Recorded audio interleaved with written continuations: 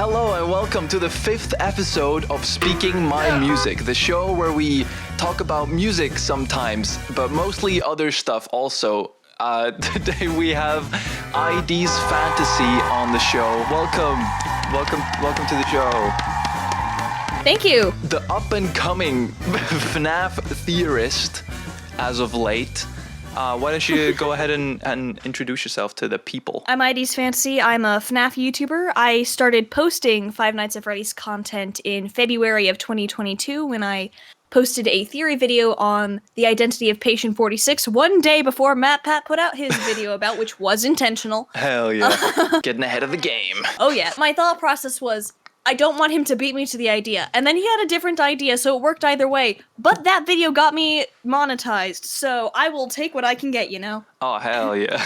After the success of that one, I went, people actually like this, and I know how to write essays, and then I just kept going. Very cool. So here we are. Nice. So ID's Fantasy, that's a bit of a strange name. What on earth does that mean? Especially for FNAF stuff. Yeah, where did that come from? It comes from like two sort of pieces. The ID part specifically comes from an OC of mine, an original character of mine that I made when I was like 11. With this character, she had amnesia when she was about 9 or something, and the only clue she had to her identity was an ID card with her picture and the words name and ID on it. So being a small child, she started calling herself that. Oh. And this is the OC that I use as my avatar. Okay. Fantasy, meanwhile, is ID is too generic of a username. Yeah. And I watched, if you've heard of the channel AFMAU, I have not. I watched a lot of that at the time, and she had a channel called AFMAU Fantasy.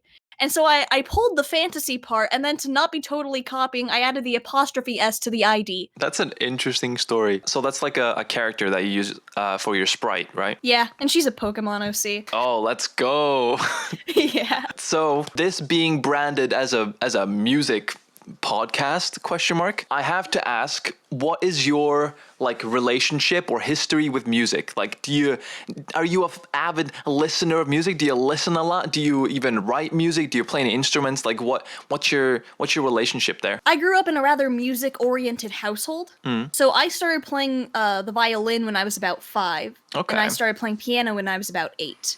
I haven't been able to play much music recently because after moving out to college, I couldn't really bring instruments with me particularly easily. Yeah. But I've been playing music for a while. I listen to music a lot. My YouTube songs playlist of stuff that I listen to is over 1,000 songs long by this point. I found that like I tend to like hyper focus onto one song, and then I'll just loop that one for like a week. Yeah, I feel that. There was the one time though that when Deltarune Chapter 2 came out, I looped Big Shot for like 3 months. Oh yeah, the soundtrack in that game is crazy. It is, and like it started out as like a joke, and then it became, oh wait, this is actually a good song, and then it went back to being a joke again, because it's like, how long can I keep this in my status of just looping Big Shot? People getting concerned seeing it on your Discord. Is she okay listening to this for the 6,000th time today? I hooked my Spotify up to Discord specifically for that reason. So what do you listen to like nowadays? So usually I'll listen to songs that are related to my current interests, particularly in terms of like, I listen to a lot of soundtrack music. I also like fan songs quite a bit. With the start of my Five Nights at Freddy's phase and all that,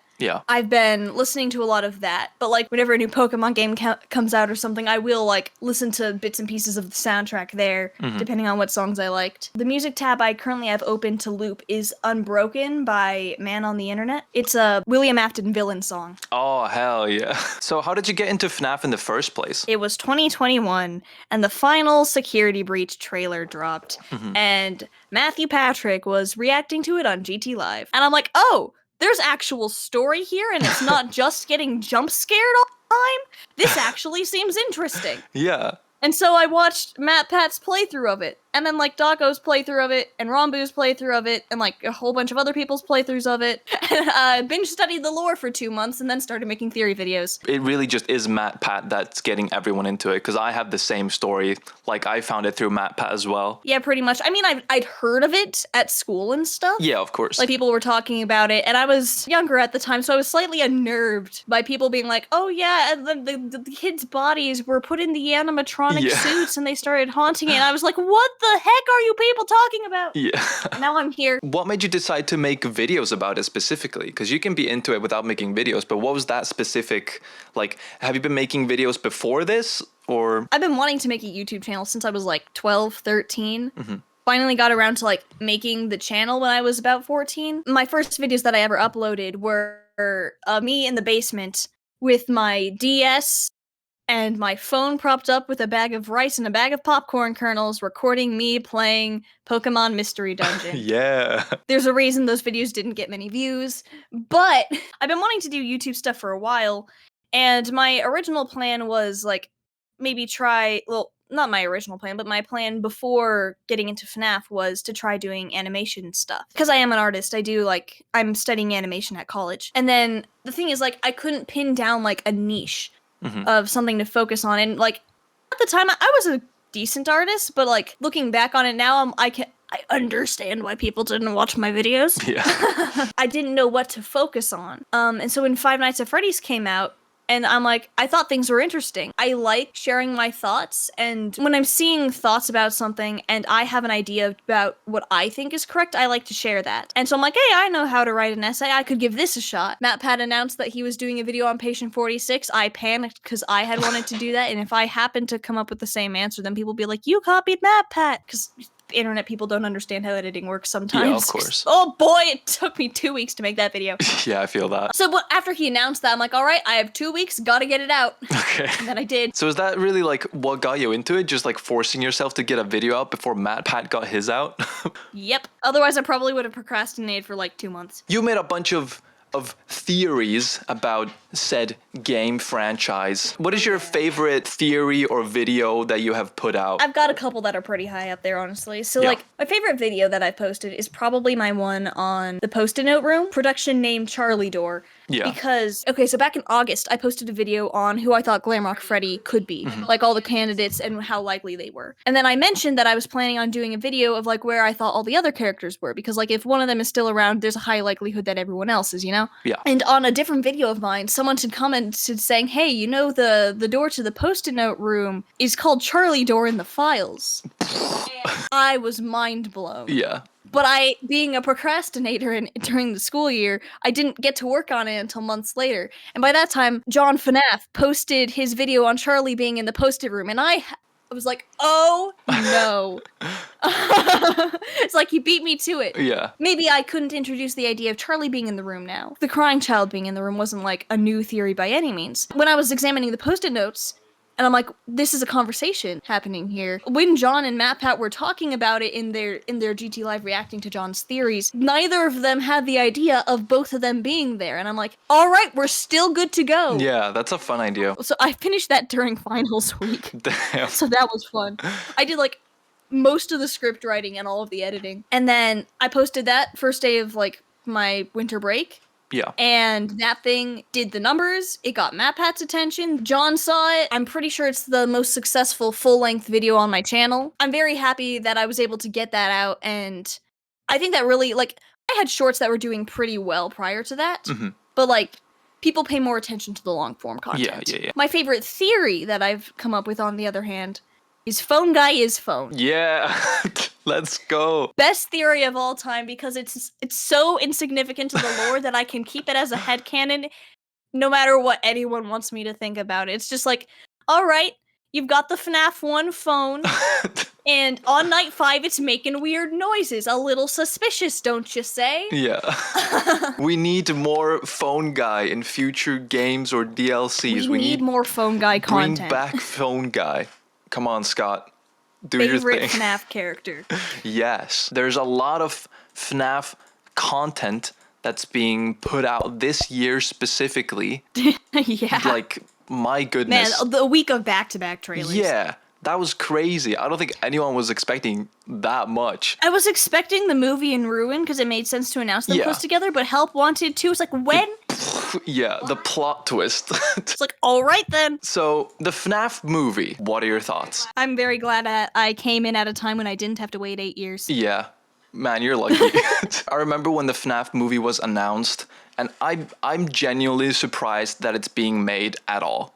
Because it's been so long. But It's been so long. Oh my god, that's the back reference the FNAF movie. To me, it's confusing purely because the casting of Vanessa existing. Yeah. Why is that a thing? With when the cast stuff was starting to get when it was leaked, I was very skeptical of the leaks because Vanessa and Abby are not characters from that era of the games. And Yeah.